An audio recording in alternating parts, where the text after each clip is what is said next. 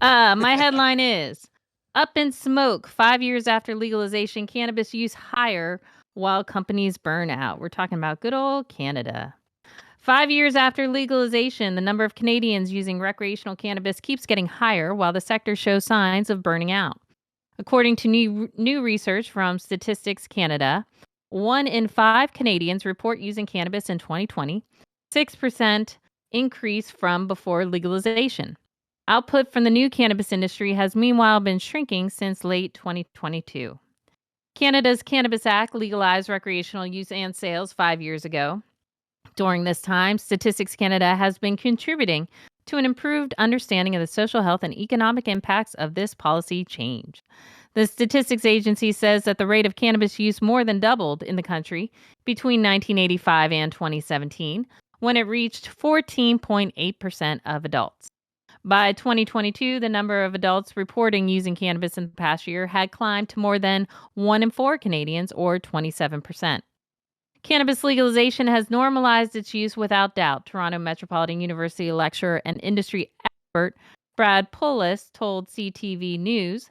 Much of the stigma is eliminated, and many people just look at cannabis the way they do alcohol. Statistics Canada also noted large regional and demographic discrepancies in usage. Despite its unofficial status as Canada's cannabis capital, British Columbia was in third place for adult use in 2021 at 26%, after first place Nova Scotia at 31.5% and Prince Edward Island at 28.4%. The only province where less than 1% in 5 Canadians used cannabis that year was Quebec at 15.7%. Cannabis use in 2021 was almost common in 18 to 24-year-olds at 39% and 25 to 44-year-olds at 31.2%. Countering pre-legalization concerns, Statistics Canada observed no increase in use among people 15 to 17, despite increases in all other age groups.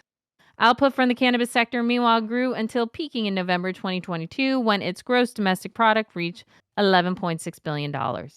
That has since fallen to $10.8 billion, which represents a 5% of the Canadian economy.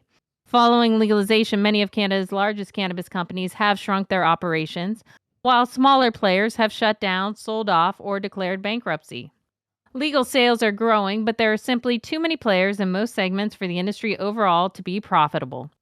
We're in a period of industry consolidation and seeing all of the things you would see when what happens when, such as bankruptcies, restructuring, and mergers. After a flurry of openings, the number of brick and mortar pop shops now appear to be stable, according to Statistics Canada, reaching 3,332 in 2023. These stores made $4.5 billion in sales in 2022, a year-over-year increase since legalization. More Canadians are also getting cannabis legally, with 68% doing so in 2020, up from 47% in 2019. Increased legal sales and decreased illicit sales is a big accomplishment. Robert Schwartz, a professor at the University of Toronto's Dalla Lana School of Public Health. This has also meant less of the harms associated with charging people for possession of small amounts.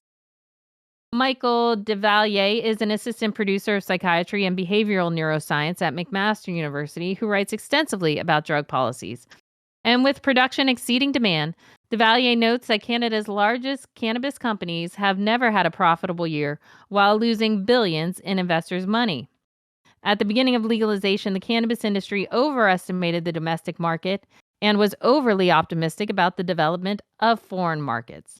Small or modest gains in sales are unable to save the industry from its enormous accumulated debt. My question to you all, because I am not a financer, expert, or anything of this nature, but is this the future for the U.S. market? Are we going down the same path? This is Gretchen for High at 9 News. That question, Gretchen, is going to depend on what happens in this next presidential election, because if we have someone like Biden still being our president, then the economy is still going to tank, and that's just going to have dire effects on the cannabis industry even more. Well, let's pretend that the country keeps its sanity, and let's do both scenarios, Jason. All right, so whoever. So Yeah. what do you got? Let's see some actual facts and knowledge behind that answer. Facts and knowledge. Matt Gates for president, right? No, Matt. No, that's funny. Matt Gates for president. No, it's Trump for president, bro. Stop it. Or at least Vivek. Who? Vivek. Again, can I get some actual analysis here? Yes, actual analysis. Look at the economy. Yes. The economy was I'm booming asking. when Trump was president. Okay, granted, cannabis The companies. economy's booming Economy is now. cyclical. The cannabis is not booming right now. Stop it. The economy. Let's Just try 'cause and you keep don't this deal around with this, I mean, cannabis. look Can at we the keep numbers. the conversation to the The- cannabis industry? We're trying to. We've been seeing consolidation in our markets as well. Yep. We're seeing an overglut of production. Alexa even Who's here is doing also it? getting annoyed. Alexa, shut up. See, Alexa getting all up in your biz, girl. She is. She's like, That's who's talking about that boof indoor weed again? Must I be bet. Jason Beck. I bet.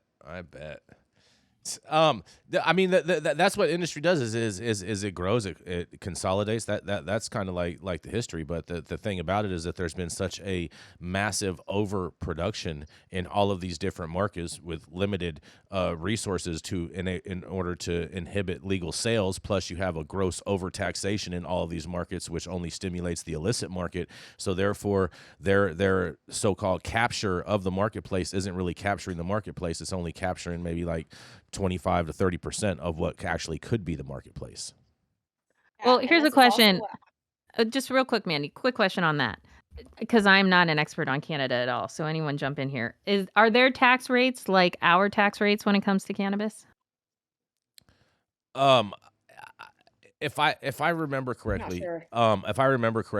it's similar to Washington's type of tax rate. So Washington State has a thing. So like, let's just say you pay $45 for a product. Well, $15 of that goes to the state, $15 of that goes to the retailer, and the other $15 goes to the brand. And if I remember correctly, that is how Canada operates, somewhat similar to that type of a structure. Damn, that's gangster. A 3-way split on my shit. Yeah, 3-way Holy splits. damn. Yes. Wow. I'm surprised, man. But if their Listen, tax rates are not as high as ours, Story you would- is just a summary of the free market when you do weird things like overtax it and then try to regulate it. Like, okay, like this is what happens when an industry emerges, everybody jumps in, it becomes oversaturated, prices drop, the small players get crushed, the people that have money are able to sustain the weather the storm, they come out on the other side in control of more capital and more equity, and the free market capitalism machine continues to move. That is what we all like signed up for when you became Americans or North Americans, if we're including Canada in this. It doesn't always work. It really doesn't work when you add in the government intervention, intervening, and overtaxing and overregulating. Now you've created a really, really sick and dying monster. But this is what we got. We got to fix it. I don't see us being in the same boat as Canada. One, Canada has trash cannabis. Yes, Let's they just do. put that out there. Exactly. Okay, everybody wants U.S. cannabis, specifically California cannabis. And then what you're seeing is a lot of what Jason touched on too. Is this is like a really small snapshot of what the actual amount of cannabis that is being consumed and purchased in Canada. So it's really not an accurate shot of what you're seeing on the ground over there. What? I'm sorry. I'm I'm surprised- not understanding why surprised you that say it's point. not accurate. He's saying Well, I'm saying because it's not because accurate they in the sense of consumption is continuing to increase in Canada at Right. a really high rate, at the rate that it's increasing really everywhere in the U.S. as well. And you're not seeing like you're not seeing that translate in retails in legal businesses Exactly. because of the Exactly. gross overtaxation, the gross overcharging, and all of these different so things. the actual market is Yes. a lot bigger, Gretchen. And what they're doing is they're getting a sliver of that market and being able to do projections on that when it's not really accurately true to what Canada is actually producing and selling and exporting. So you're saying that think the 27% who are saying they're cannabis consumers in Canada is an incorrect number. It's much higher, Yep. Yes. but the businesses still can't sustain because they sell crap They're not- weed. they're not- Well, no, a lot of because those- But that's the a lot only. of those customers aren't purchasing from the legal market. They're Correct. purchasing from Yeah, the but they're traditional market. saying almost 70% are saying they're purchasing from the legal market. Another fact to Hey, consider is that, now that there is an adult use market and it's not so taboo to admit that you are a consumer, people just feel more comfortable disclosing it, but they maybe are not buying from a retailer. Maybe they've been purchasing from someone all along or growing yeah. their own Yeah. or what have you. And also too, I maybe they think the big, have. I think, hold on. I think the big thing that we're forgetting here is that they're not allowed to brand either. Mm-hmm. So if you really can't put out a brand like you can in America. Like, how are you really going to sustain if you can't really make a name for yourself like you can in other countries, specifically in America? How are you going to build up a Yes, following? Rico, 100%, dog. And that's part of what I'm saying about like how it's kind of free market capitalism, and then you put this like regulation on top of it that like suffocates Yeah. it, and it just can't work. Yep. Like you're 100% correct. That brand thing is tremendously debilitating to that market up there. But when it comes back to us, it's someday, Hmm. are we going to be able to sustain all the shit that we've built already? Of course not. Businesses are going to go down. Yep. Time is only going to tell. I mean, there will never be any less cannabis users than there are today. No. Well, The More people, functionality, and understanding if of it's in this Canada, yeah. plant is only going to increase globally. And Yeah. certain markets will need more business operations because it's going to be an epicenter, kind of like how, Italy or Napa are for wine, France, right? These Yeah. regions have more of these types of concentrated businesses. And so it's going to take time. And when we're building a global economy, and we've never done this with this plant before. So there's a lot to learn, a lot of wins and a lot of failures are going to happen. Yep. I think it's very essential, especially with cannabis as we know it, as the quote unquote industry has been built from the underground days to whatever the hell we are right now.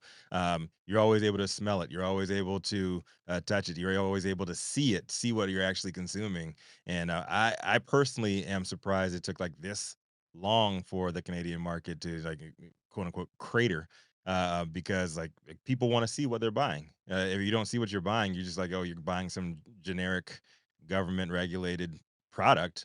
I would much rather go to my trap guy who's probably going to let me see what I'm buying from. He's probably going to let me smell what I'm buying from him. And chances are, like, I'll be more prone to buy that from him rather than from these generic cookie cutter options that are offered by the government legally. But I don't know Real if I talk. agree with the assessment that the industry has cratered if nearly 70% of people saying they're using that legal industry.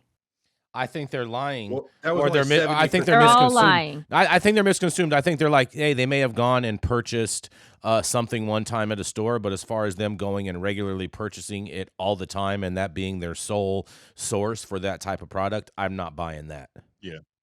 There's a big difference between purchasing and consuming. Mhm. And so what is the Fact. question they're being asked? Is it their consumption use or where they're purchasing at? No, they asked him, where are you Yeah. purchasing?